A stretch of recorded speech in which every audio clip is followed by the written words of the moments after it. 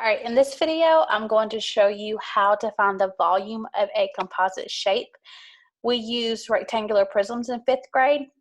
So we know to find the volume of just a regular rectangular prism, we just need to find the length, the width, and the height, and we multiply those three together.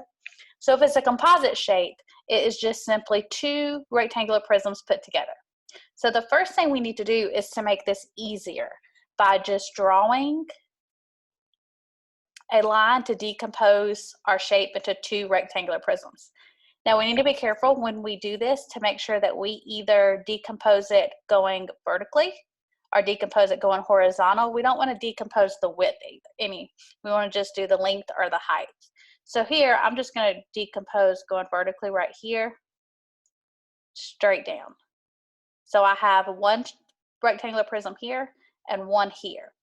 Now sometimes it does not give all of the numbers that we need in order to find the length, the width, and the height. So we have to use what's on the other prism to help us.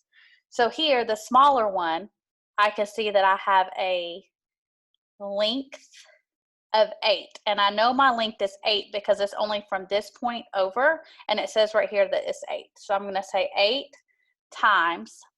I know my height right here is 3. That's the height of that prism, 3.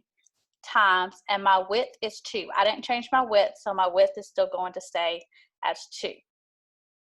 Now for this shape over here, let me change my color. For this shape over here, the only thing I know at the moment is my height. So I know my height is 10. Move this up here. So I know my height is 10.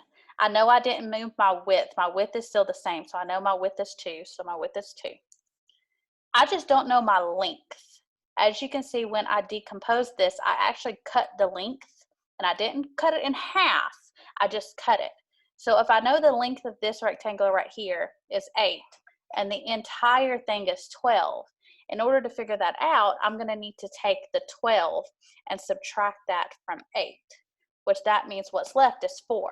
Because this needs to equal this.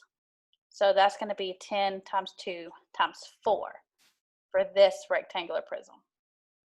So what I want to do next is find the volume of both of those.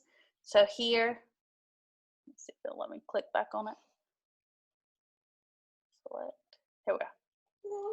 So here, so when I find the volume of the orange, 10 times 2 times 4, I'll just add another text box. That is 80.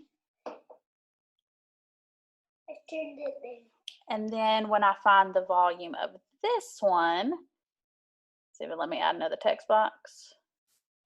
That is 48.